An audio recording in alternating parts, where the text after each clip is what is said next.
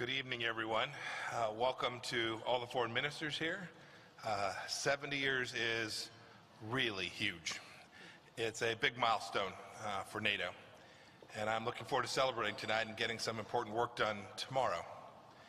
I want to thank all the members of the United States Senate and the House of Representatives who are here, as well as all the former U.S. officials who have been able to join us here this evening. Thank you very much for being here. And finally, I'd like to acknowledge Secretary General Stoltenberg for all that he has done to strengthen this amazing, important NATO alliance.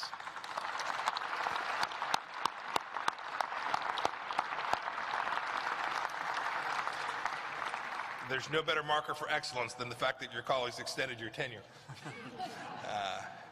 At the end of it, in 2022, he will be NATO's second longest serving Secretary General.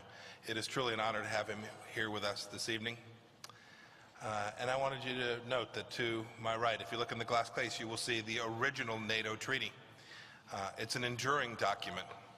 The alliance it created has been essential to the freedom and security of the West for 7 decades now. When the treaty was signed on April 4th in 1949, in this very room, President Harry S. Truman spoke of our collective aspirations.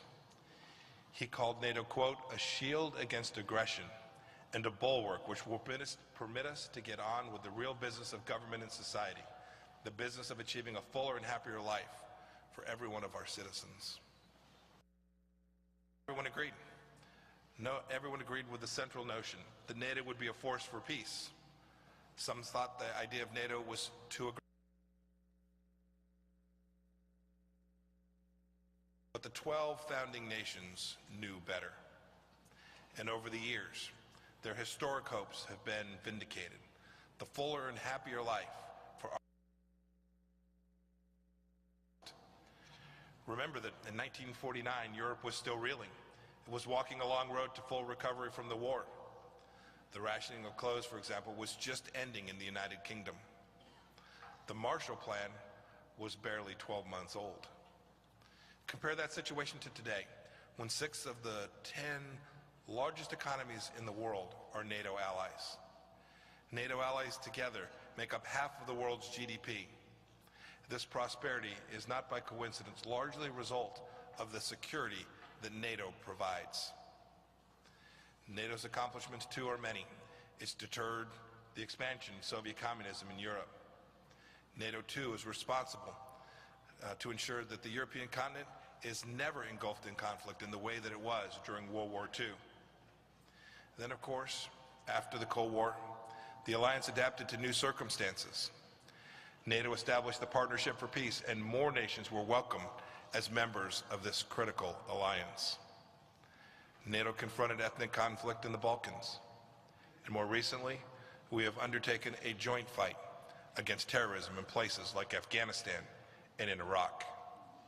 And all of us here remember September 11th, 2001, and we remember the day after, when NATO invoked Article 5 for the first and only time in its history. These powerful moments are etched in everyone's memories. They remind us of the clear benefits of the NATO alliance. And today, across the world, new challenges are confronting us: Russian aggression, mass migration, vulnerabilities inherent in new technologies, along with older persistent ones. They've created a geopolitical environment that is increasingly unstable and even more competitive. Our task, like our visionary forebears, is to meet these challenges through strategic renovation. Thankfully, we have strength in numbers. NATO has now grown to include 29 nations. This year, we're preparing to welcome the 30th, North Macedonia. And I'm pleased to say that last week we formally submitted the documents for North Macedonia's accession to our United States Senate for its ratification.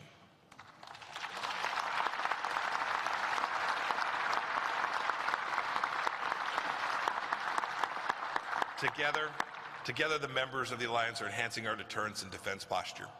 We have strengthened our forward presence in the Baltic and Black Sea regions. We're increasing our readiness of forces, and we're improving our resilience against hybrid and cyber threats of our modern times. With these efforts, though, comes a need for further investments by all of us in our collective defense. Canada and European allies will, by the end of 2020, invest an additional $100 billion in our collective security. America is grateful for these efforts, but we can and must do more. Let it be our mission this week to make sure the alliance continues to live up to its promise, that it continues to function as the shield and as the bulwark that President Truman had imagined when he was standing here. I want to thank you all again. I want to thank you all again for being here. Enjoy the rest of the evening, and now I will turn it over to Secretary General Stoltenberg. Thank you.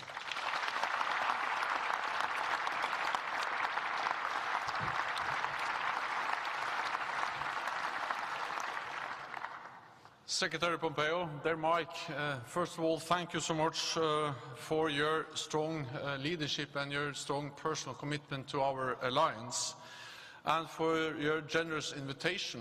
The fact that you are hosting us all here tonight is yet another example of how you are devoted to the idea of the transatlantic partnership, and this is really the perfect venue for celebrating the 17th anniversary of our alliance.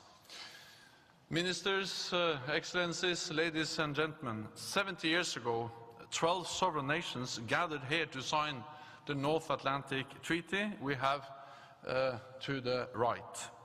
And every time we have returned to celebrate NATO's 20th, 50th, and now 70th anniversary, our family has grown bigger and stronger, from 12 and to soon 30 friends and allies. So I cannot think of any better place to celebrate 70 years of the world's most successful alliance than in this room with all of you here together tonight. NATO's founding fathers were visionary leaders, architects of a global system that would bring 70 years of unprecedented peace and prosperity.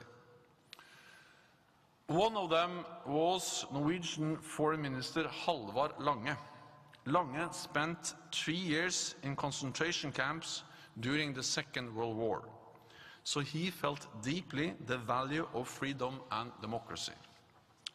On signing the NATO treaty, he said, "Our pact is a pact for peace, directed against no nation, solely against aggression itself."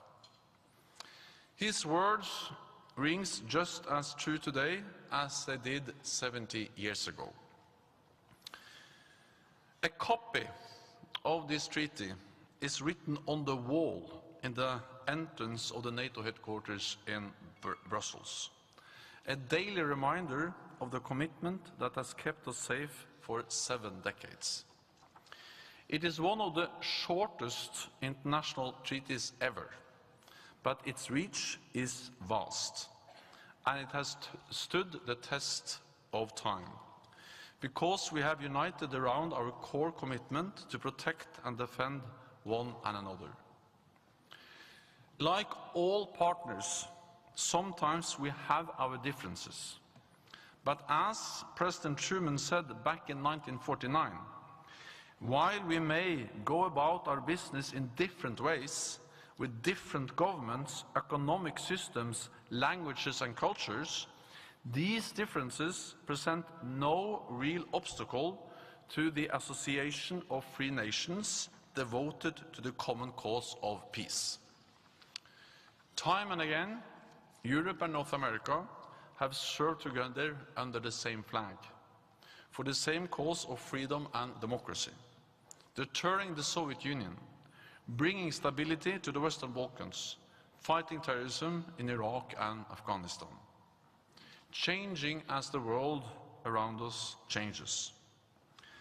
And as we look together towards a more unpredictable world, we continue to stand shoulder to shoulder, investing more in defense, modernizing our alliance, addressing tomorrow's challenges in cyberspace.